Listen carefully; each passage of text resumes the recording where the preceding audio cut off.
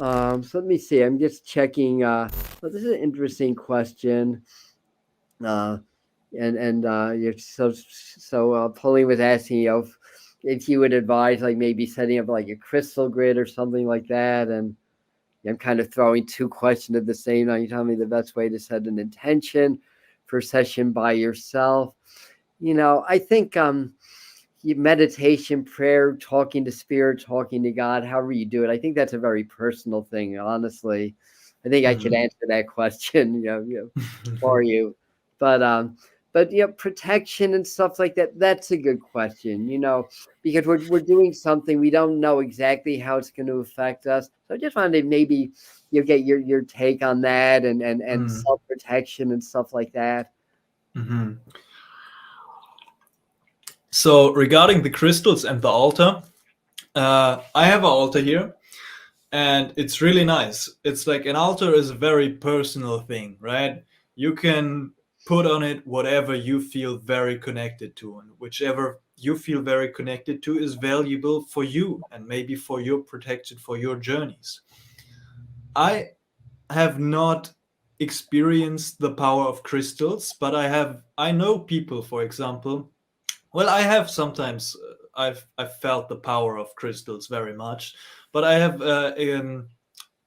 friends, for example, who see light in crystals on psychedelic experiences, especially in like very. I mean, crystals have very much information.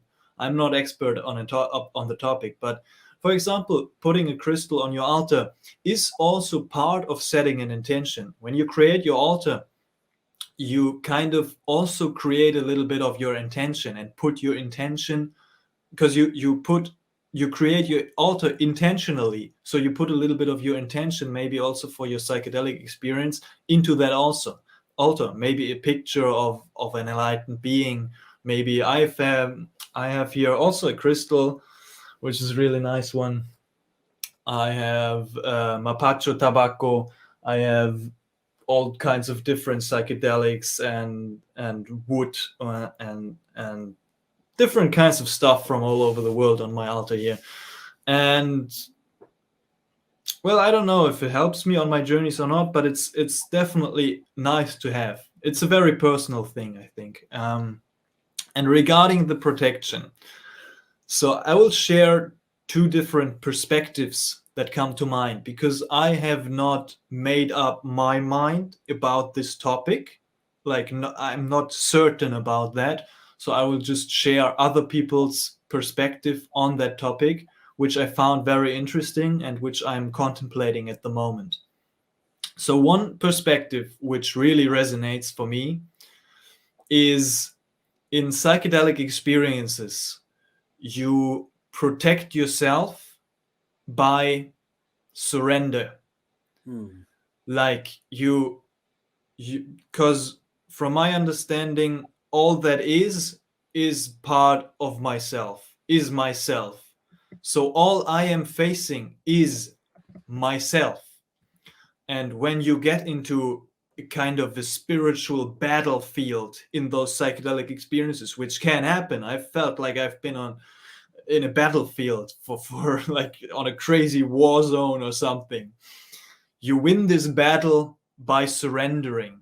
Like, that's your power, that's your protection, this is your weapon. Your weapon is the surrender, the letting go, the accepting and embracing of everything that is coming up, as you take it into yourself, and as you just open yourself up to it.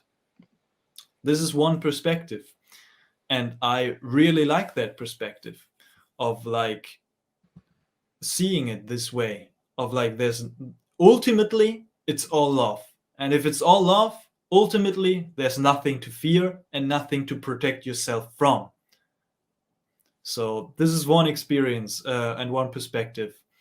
I will share the other perspective, which I'm not 100% sure about, which I would say, but which I've read and heard from other people, and which I've read in a couple of books that I've been reading in the last couple of months, which is there are spirits, like on the in the relative realm. In the absolute realm, it's still all one, but in the relative realm of the different densities, there are spirits, there are good spirits, there are bad spirits, there are evil spirits, maybe even, and you can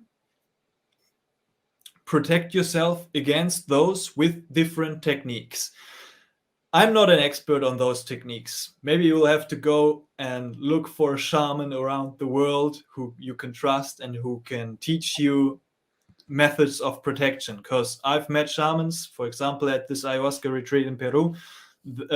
They protect the space from spells from other brujos, from shamans that want to harm them. It's a crazy world over there in the jungle. Like those things, I think they're real. Because I've met people, I've met a shaman. He was attacked by a snake every week for a couple of years, and then like he found out that it was another shaman wanting like casting a spell on him. And you can protect yourself with different techniques against this. So there is kind of a real protection going on. You can, they say mapacho tobacco.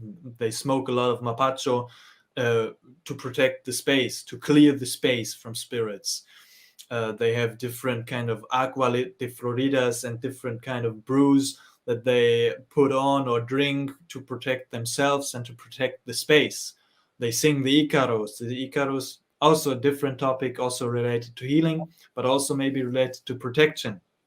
And what I've read from Julian Palmer's book, he was like, you can protect yourself from, he met like crazy DMT entities, and some of them are good, and some of them, he didn't want to get them too close to him. So he was protecting himself by sound. And he was talking about the usage of sound for guiding and protecting yourself in psychedelic journeys. For example, if you make a high-pitched sounds, you can either scare them away or maybe just like protect yourself against them. So just go, or this what the people in Brazil do, all these tribes is like how this is like sound protection. I will say I'm not speaking from direct experience. I've not verified this for myself and my own experiences, but I find this idea very interesting, because sound is definitely a tool in my toolkit for guiding journeys. For example, when I'm getting a little bit into a bad headspace, maybe I will use a mantra like divine love, Christ consciousness, divine love, Christ consciousness, divine love, Christ consciousness. And I would just repeat that, or Om Asatoma Sat Gamaya, or Loka Sama. Just like all these mantras are nice tools to have, which I can repeat and then get into this zone, or deep, loud Om, loud, deep, long Om is also a very helpful tool. For protection, maybe I haven't felt that I needed to protect myself from spirits yet. I was more getting like going with the letting go and surrendering technique to just embrace everything that is coming up. But those are two different perspectives in the psychedelic community, which are interesting to look into and to contemplate for yourself.